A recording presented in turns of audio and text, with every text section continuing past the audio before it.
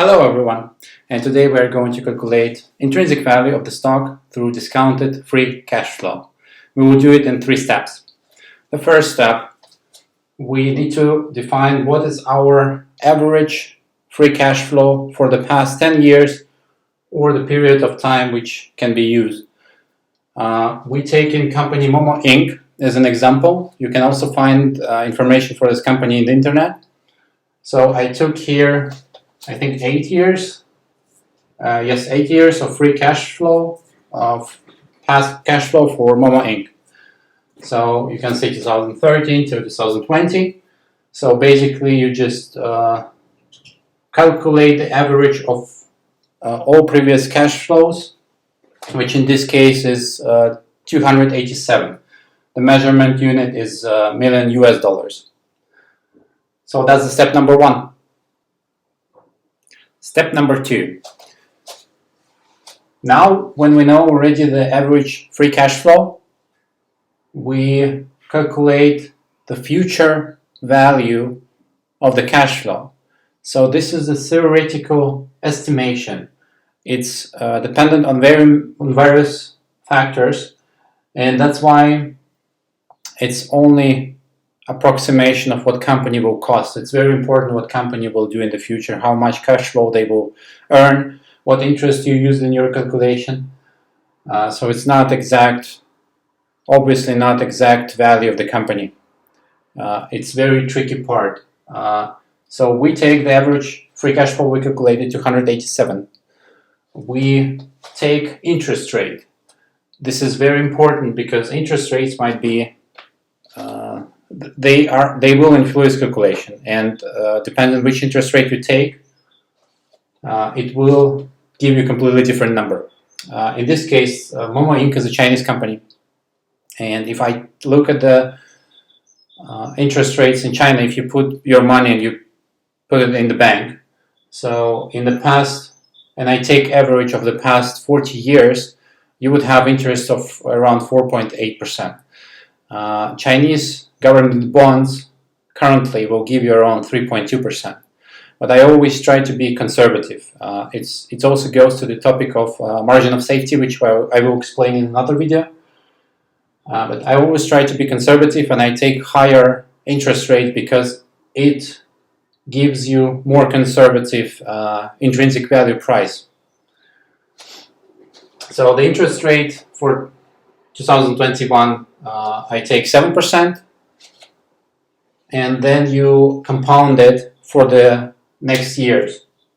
So you can do it through exponent, or I just split it between the years, and I show the compounded interest for each next year. And the third category here is a discounted free cash flow. So discounted free cash flow calculated by just dividing your average free cash flow by the interest rate. So that's why each next figure is lower.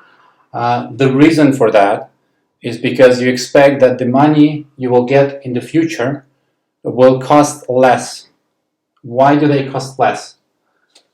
Because the money you put in the bank, they bring you certain interest. Let's say you have million euros, you put them in the bank. In China, you have interest rate of 4%.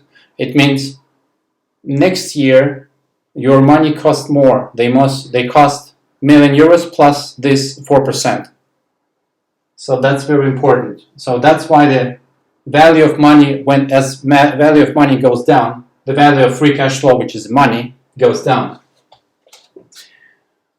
The very important thing here is the last year.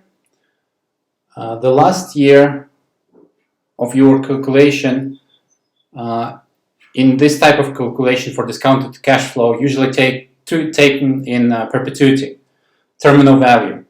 So you basically do the same thing. You divide free cash flow by interest rate, but you also divide this result by 7%, which is your original interest rate you take.